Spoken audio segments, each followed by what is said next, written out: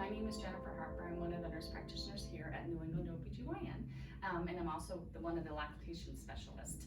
I'm here to talk to you about breastfeeding, and even though I'm a lactation specialist, I'm here as a resource if you have any questions about feeding your baby, whether it be like feeding your baby through expressed milk through a bottle, or formula feeding, or a combination of both. So feel free to reach out to me. So breastfeeding is one of those learned skills that you have to have experience doing. So today we're just going to familiarize you with breastfeeding, and so that if you have any questions or need any help afterwards, you know where to go. So I kind of compare it to riding a bike. So if I put a picture of a bike or showed you a video of someone riding a bike, you'd be like, yeah, good, I see that. This is where I put my feet, where I put my hands. And the same thing is what I'm going to do today. I'm just going to show you what breastfeeding looks like. But you're really gonna learn about it once you have your baby in your arms, because every baby's different, every mom's body is different. So that's the biggest thing I'd like to explain to you. So you're not going to come out of here, I know how to breastfeed. You're going to get some knowledge about it. So this slide is just going to talk about how to be successful at breastfeeding, how to familiarize yourself. And so you're already doing the first thing. You're kind of learning about it by attending this class or watching this PowerPoint video. So you can either watch videos. I'm going to provide some videos for you. You can get a breastfeeding book, and I have some resources at the end of the slide that you can look into. It's also nice to find someone who's also breastfed. It doesn't need to be your mother or your sister. It could be a friend. It could be me. It could be a lactation support group in your community. And breastfeeding can be difficult, so it's really important for you to be committed to it, ask for help, and expect success. So it's one of those things you got to keep trying if you feel like it's a little bit hard. So, and then I just have a list of things, a list of resources at the end of this slide in terms of who to reach out to if you need help. So here I have a picture of the anatomy of the breast, and it's quite amazing. It's an organ that can produce breast milk or food for your baby. So one of the biggest things about breastfeeding is that you're fully capable of making milk, probably right now in the third trimester, early third trimester, but until you deliver the baby, and most importantly the placenta, hormones don't change and cause the breastfeeding hormone cascade to happen. So you might find that you might have a little bit of leakage of breast milk in the third trimester, but it doesn't necessarily mean that if you don't have that, that's an issue. So in terms of milk composition, some people describe their milk not coming in. And the first thing I would like to tell you is that your milk is in once you've delivered your baby, once you've delivered your placenta. It just looks different. It doesn't look like that traditional white milky, creamy milk. So initially it's colostrum, which is really good for the baby. It's packed full of proteins, it's low in sugar, it helps the baby get that first poop out, but it's really, really thick, and babies have to suck really, really hard to get it out. So the best way to remove it is by having the baby latch on early, or using your hands to express it. The pump is not necessarily the best way of removing this early milk because it's so thick. The next milk that comes out will be after 3 or 4 days, and a lot of times you'll be home and already delivered, and this milk is more traditional, creamy looking, more whitish. You'll have more volume. This is when people start to feel like, oh, I'm feeling more full, and this is where people say, this is when my milk is in. But know that the milk is always there in the beginning. It's the most important thing that we need to do is get the baby on early. And then after a couple weeks, this is the mature milk. And so this milk can be anywhere from a tinge of yellow to a hue of blue. It changes in terms of what it tastes like based on what you're eating. And it also changes based on what your baby needs. So if your baby needs a little more water, it becomes more hydrating just by the saliva. So before starting breastfeeding, and you're gonna hear this from everybody, is that what we wanna do is have the baby come skin to skin. That means baby bear skinned on your chest. And one of the things that's helpful for this is that if you can imagine what happened to the baby in the womb, is they were in a nice warm environment with muffled sound, muted lights, and with the sound of your heartbeat. It was very soothing. And then after delivery, they're thrust in this world, which is really bright with loud sounds and cold. So bringing them skin to skin helps to kind of bring them back to that place of when they hear your heartbeat with that whoosh, whoosh, whoosh. It also helps regulate their temperature, it helps regulate their blood sugar, but it also starts the cascade of hormones and increases prolactin in your chest. So, and I have a picture of 3 women with their babies on their chest, but I also want to tell you that it's important to have, like, if your partner is around and you're not around to get the babies to skin, that's really important too, because they might have heard their voices anyways within the womb. So this is a slide just to kind of review. So hold the baby skin to skin before breastfeeding. This brings the baby close to the breast. It starts the cascade of hormones, and then the baby can kind of smell where to go. And then I have the early cues of readiness to feed. So when you start to see the baby, like if the baby's away from you, start to squirm or move, rooting their head, meaning that they turn to one side or the other when they're stimulated on one side, touch their cheeks.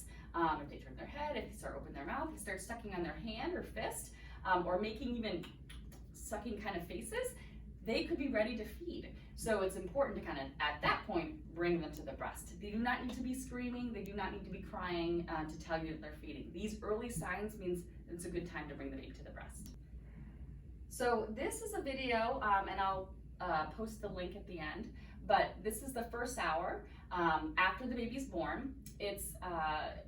It's presented by Dr. Jane Morton, who used to be the director of breastfeeding medicine at Stanford, and she has a lot of videos on their breastfeeding medicine website.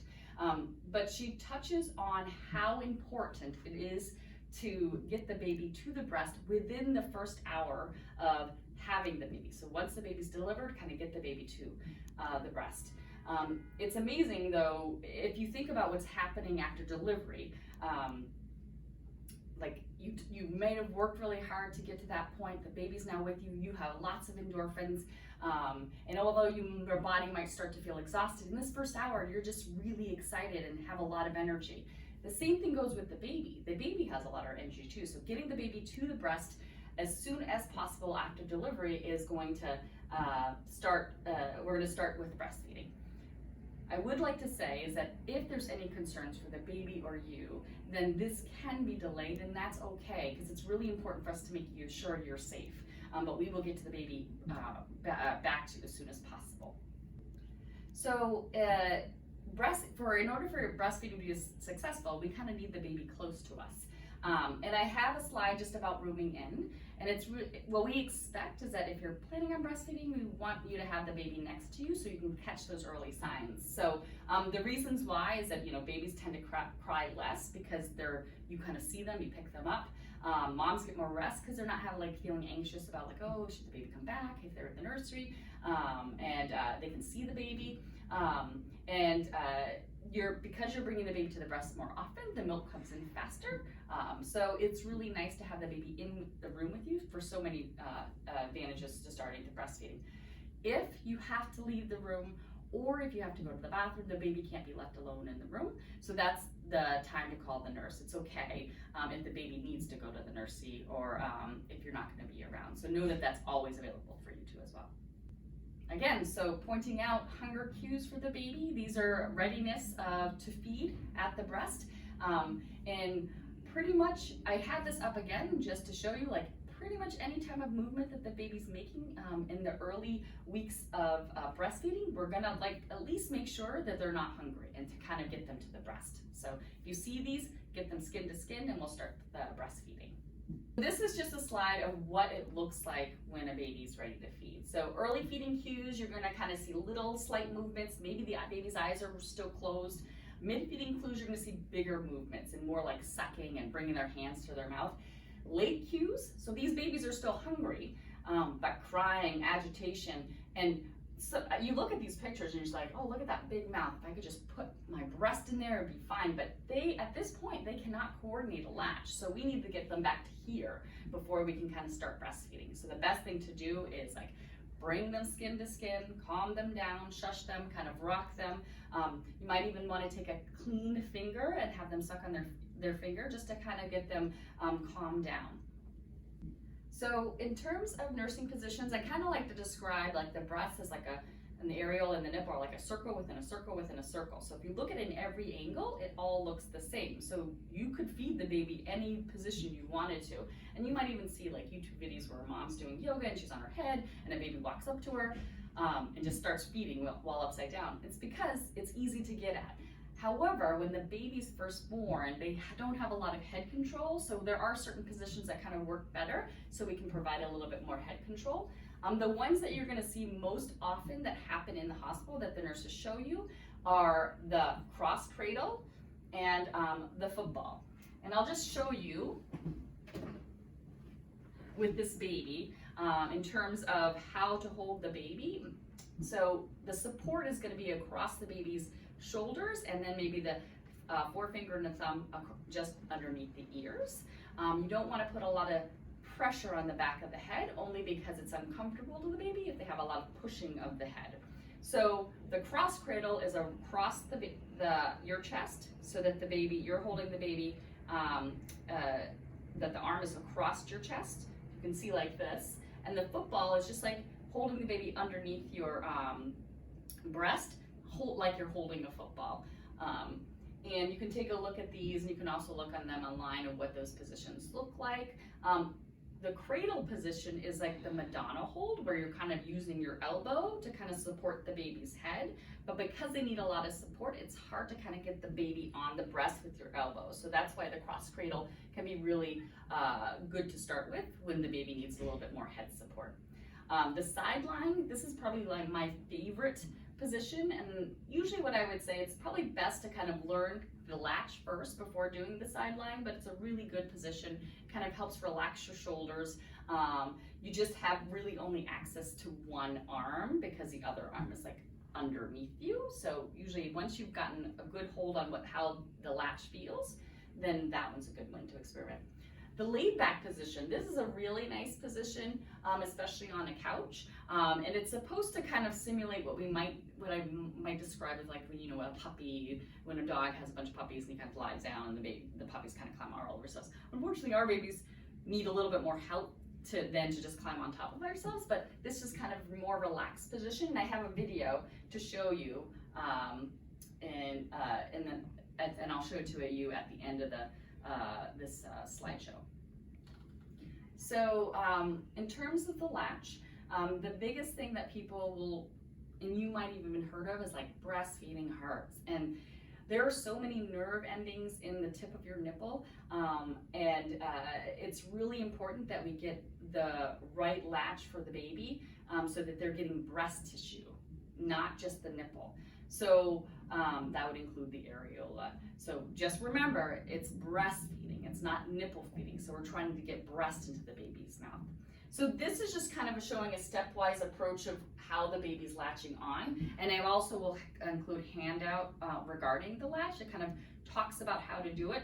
But in this step, this is just showing that the nose is to the baby's nipple and the chin is gonna engage first. And then we kind of bring the baby close to the breast with a little kind of gentle hug, and then we'll come on top of the breast.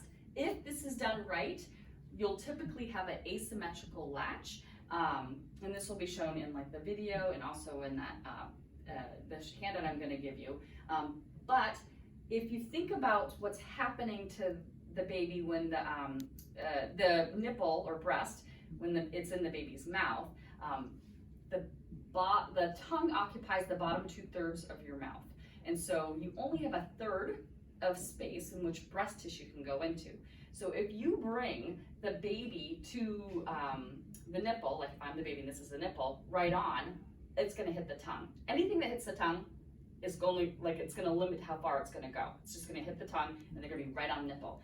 But if we have the nose to the nipple and have the chin engaged first, when the baby opens their mouth, it's gonna go to the roof and it's gonna be able to slide further back into the baby's mouth, the breast tissue. So here's a video, and it's actually through the Almeida breast pump site. And I'm not promoting the breast pump, it's a great breast pump, but I just really like the video because of the cartoon. So it kind of really demonstrates what's happening to the baby's, what's happening inside the baby's mouth with the latch and the importance of getting that breast tissue deep. So I have a couple of videos regarding what it looks like when the baby's drinking from the breast. if I told you to give a baby 2 ounces of supplement in a bottle, whether it be like formula or breast milk, baby drank it all, you could say 2 ounces went into the baby. With breastfeeding, it's harder to tell, like, did the baby get enough? You know, how much did the baby get? And the biggest thing that we want to do is like we want to make sure the baby's doing well, they're gaining weight, they're satiated after eating. So how do I know a baby's drinking? Is you can take a look at what the baby's doing, and I'm going to show you some videos of what it looks like when baby's having good drinking. And so you want to make sure the baby's having lots of wet diapers, stool diapers, and that they're gaining weight and they're satiated after feeding at the breast. So that's how we know that the baby's getting enough milk. So in terms of having a deep latch, not only does it help with pain that can be associated with the nipples being compressed, but it also, the baby won't get enough if the baby's just at the nipple. And just have a video, and these videos are from Dr. Jack Newman. He is a pediatrician, lactation guru from Canada. I went to one of his seminars. He's actually amazing. He, before his talk, he said, all of you Americans have problems with breastfeeding because you don't give your women enough maternity leave, and got a standing ovation. So, but he has lots of videos on his website that you can kind of click onto. But this particular video just demonstrates like what happens, the difference between a shallow latch and a deep latch. So I have this slide out. It's bottle feeding challenges when started too early, because people asked. So I have this up here. I will say that, you know, in terms of taking care of your baby and making sure your baby gets enough, sometimes we need to feed them a bottle. But if you're aware of like the challenges that can be, that babies can have in terms of going back to the breast, then you can do things to make sure that the baby is successful at breastfeeding. So the reasons why it can be challenging is that if you give a baby a bottle, say you give a baby a bottle of formula, but don't stimulate your breast, your body doesn't know that the baby's eating something else, so it won't make more. So then you might have a lag in terms of supply. It's a different sucking kind of motion. So the baby feeds from the breast by moving their tongue from forward to back. So they kind of, like that type of thing. But from the bottle, they kind of go, and if you think about what the bottle does, it has a bottle nipple, and any type of pressure that releases in the bottle nipple. So if you kind of tilt the bottle and then point your finger into it, it starts to drip. But if you do this with full breast, it's not going to come out. So it's a different kind of like sucking motion. The nipple's a little bit different.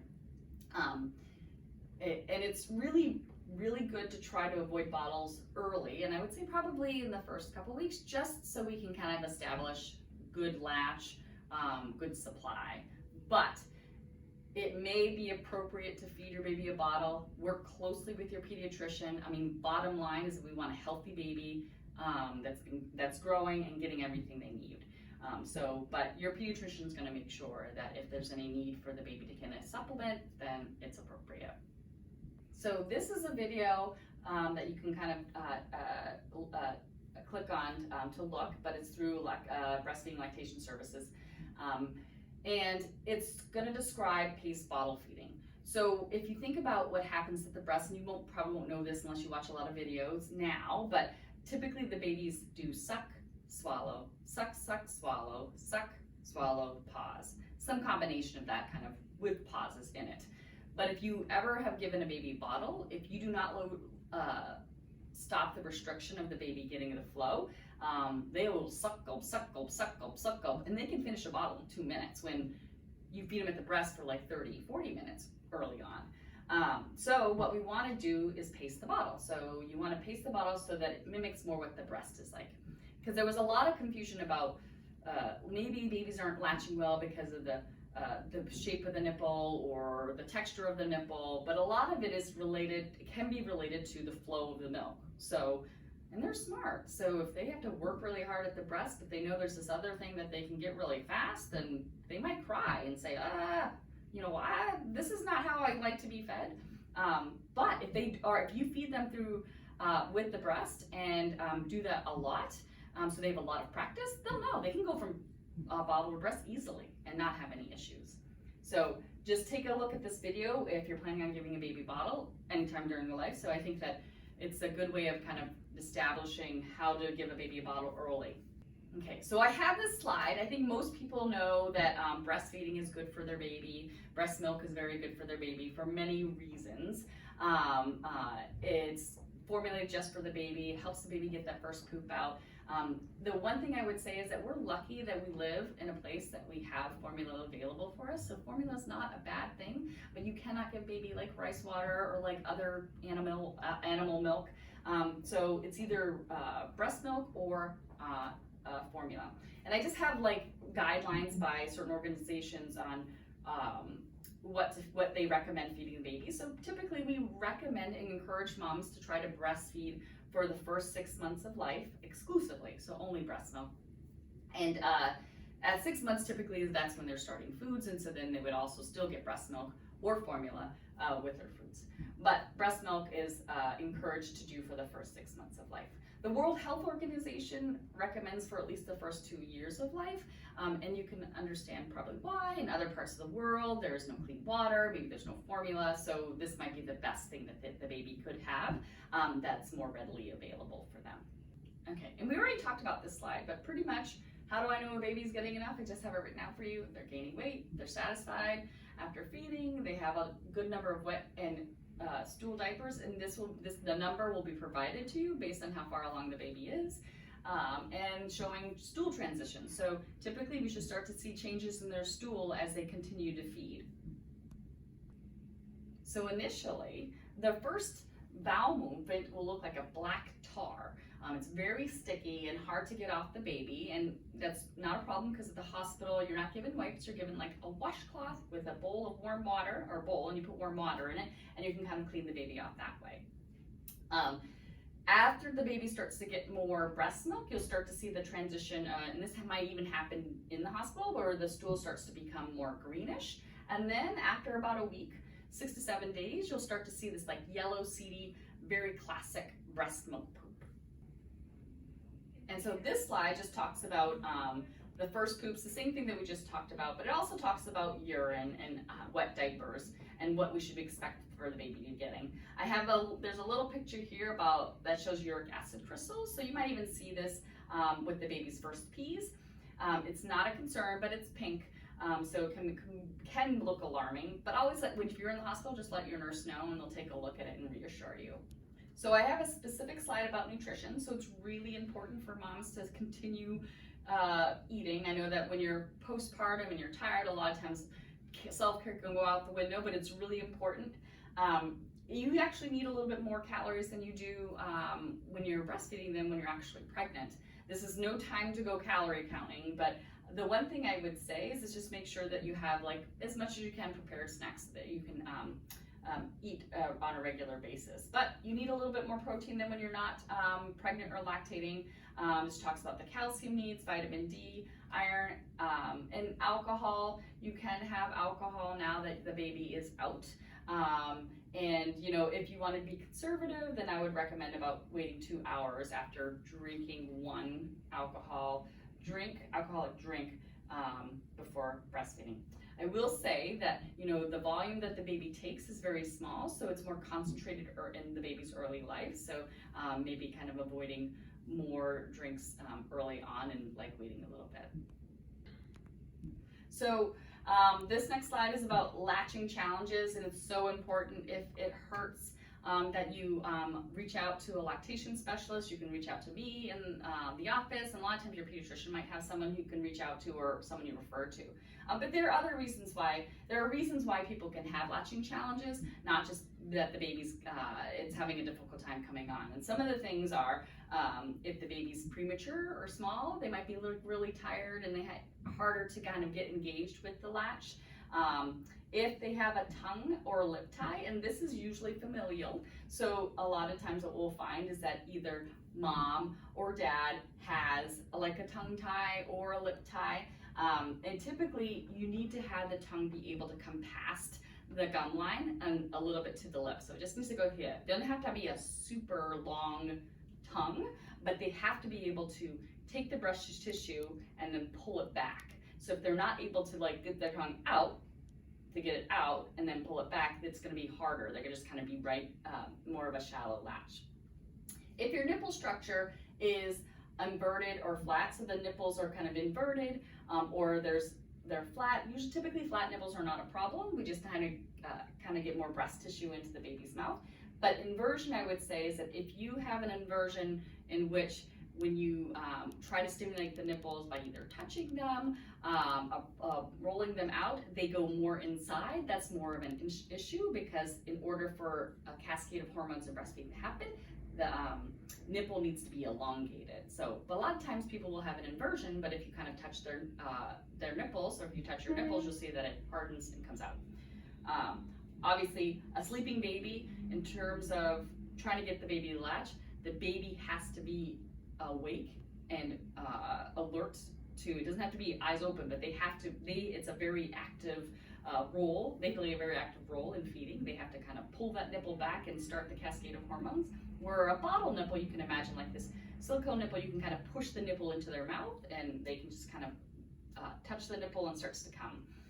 If you have engorgement, and this typically would happen anywhere between days 5 through 9, in the hospital, the breast tissue is really, really soft. We can kind of mold it into the baby's mouth. We can kind of pinch it and kind of get the baby into the breast into the mouth. But engorgement is not just that the breasts are full of milk, but there's some swelling. So it's like giving a baby a baseball and saying, here, suck on that. It's really hard. But the best thing for you to know is that a lot of times it's just swelling. So if we just kind of compress the breast behind the areola, just for like a minute or so before feeding, we can make this part soft, push the swelling back, because it doesn't matter if it's hard all the way around the breast. And then the baby can kind of start and kind of remove the milk that way. And if you are having nipple pain, that can make it really hard for you to kind of get the baby on. You might be like, oh, it's going to be another hour, I only have 15 minutes, and I'm supposed to bring the baby to the breast. And that can make it harder for your body to let down the milk. So if you're having nipple pain, we need to kind of get you in, evaluate the latch, see what's going on, and see if we can improve that and make things better for you. So one common thing that happens during breastfeeding is having a clogged milk duct. So milk is a fluid and it likes to move. And so typically what we want to see is milk moves out from the breast, out of the nipple. For whatever reason, if the milk stays in the duct, it can dehydrate and become a solid or more of a sludge. And so milk won't be able to come through. It's really important that these get removed within 24 to 48 hours, and it'll feel like, oh, it's really hard right here, and oh, it's tender when I touch. The things that you want to do to try to remove the milk duct, clogged milk duct, is use warm compresses, massage, and that can happen at the same time you're feeding the baby. Get into the shower, kind of massage the area and kind of express the milk. Different positions can help try to removing the clog. So if you're starting off with like cross cradle, you can try to do football and see if that helps. Typically, if the baby's head and chin are aligned toward the duct, clogged duct, it'll help remove it. So if you have a clogged duct here, then having the baby head chin this way. If the clogged duct's here, the football hold would be better, having the baby head chin this way. If you don't remove the clogged duct, the issue that can happen is that milk that wanted to move through the nipple can now move backwards toward the breast tissue, and you can have a start of a breast inflammation, and that's milk in the wrong place. So instead of in the duct, it's in the like the fatty and the connective tissue where it's not supposed to be, and your body knows it's not supposed to be there, and so it'll start this kind of redness and swelling, and it signals your body to kind of, hey, clean this out. But because we have surface bacteria and a way for bacteria to get in, this bacteria can now have a food source, and it can become an infection that needs to be treated. So, typically we treat the inflammation, the redness and the pain with Motrin around the clock. And then we have to work on whatever's making it so that milk's not able to come forward. So if you have a clogged duct or a hard lump, then kind of warm compress showers and massage to kind of remove that so this doesn't happen.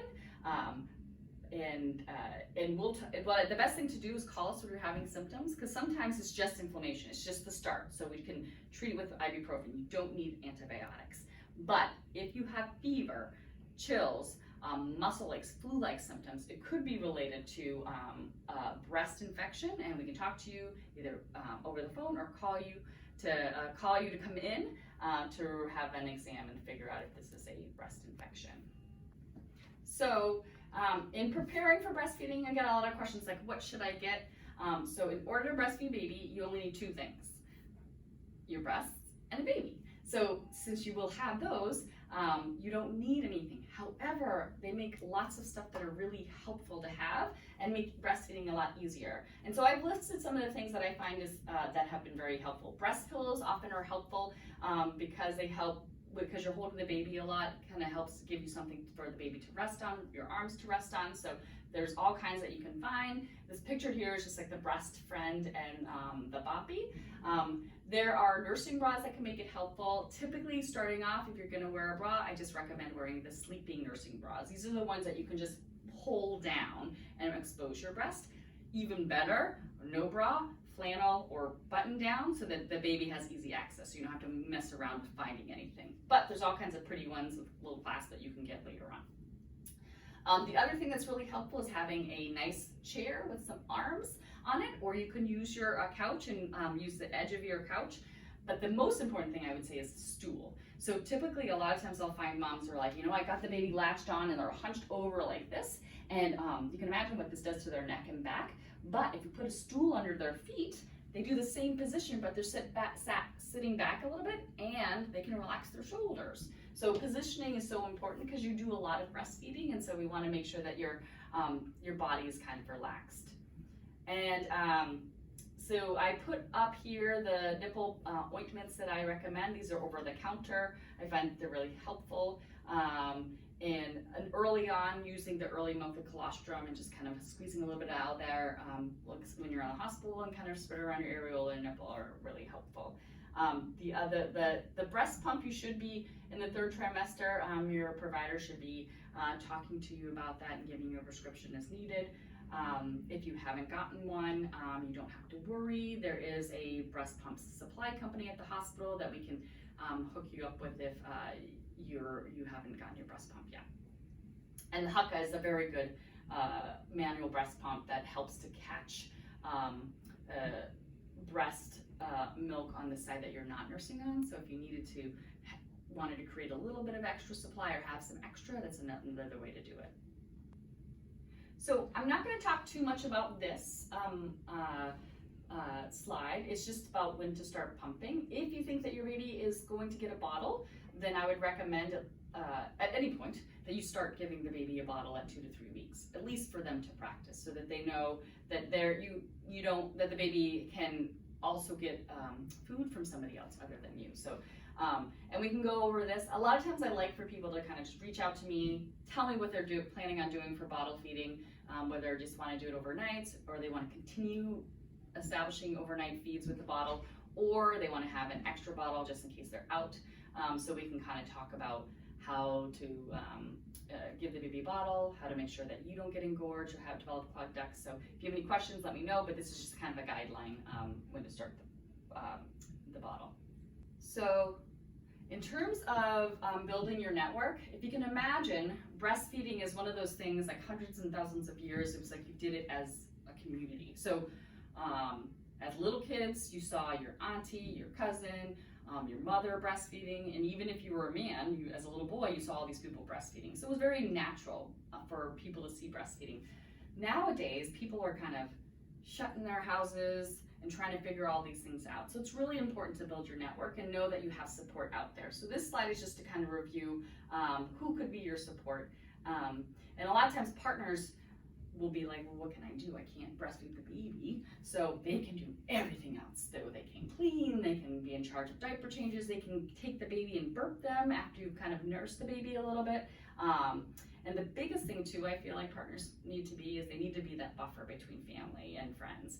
Everybody wants to see the new baby. And I know you want to share the baby with you, but sometimes you just need a little bit of space. And so just have them be the bad guy and tell them, Mom needs a little bit of space. We're just breastfeeding right now.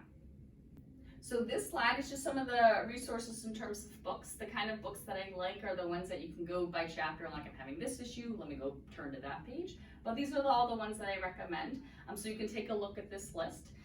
In terms of websites, these are all the websites I typically, and a lot of these websites have the videos that I included in this slideshow. So you can go ahead and take a look at those, but I feel like they're very informative and kind of evidence-based, so I like these websites.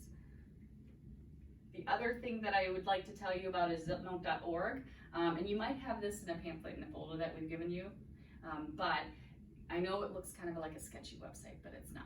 You typically would just put your zip code into the website and it pulls up all kinds of resources close to you. Because if you're having any issues or problems, just like your pediatrician, you want to have someone who's kind of close around to you. If you're close to me and close to the office, definitely come in. Or if you're far away, you can definitely come in as well. But sometimes it's nice to be able to like grab hold of somebody who's close by.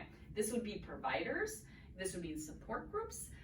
But it's nice because it's your local area. Other people that you can get resources from your pediatrician. Your pediatrician often is a good resource of who they recommend in the area. And so in order to create this like community of breastfeeding moms, the Boston Breastfeeding Coalition kind of has this huge schedule of like where to go for support groups. And I'll provide a link for this that you can click on. It has a calendar of support groups in the area and the greater Boston area. And again, you could use zipnote.org. It'll have the same information as well, but it's in a calendar form. In the calendar form, there's a phone number. I always recommend calling before you go, just in case, making sure that the group is actually running that day. So that's the end of this slideshow. It's a very exciting time for you. I'm so excited for all of you. Know that if you have any questions, you can reach out to me. We'll provide you with an email address to kind of send any questions that you have. And anytime in the postpartum or during your pregnancy, if you have questions about breastfeeding, lactation, I encourage you to reach out to our office and reach out to me.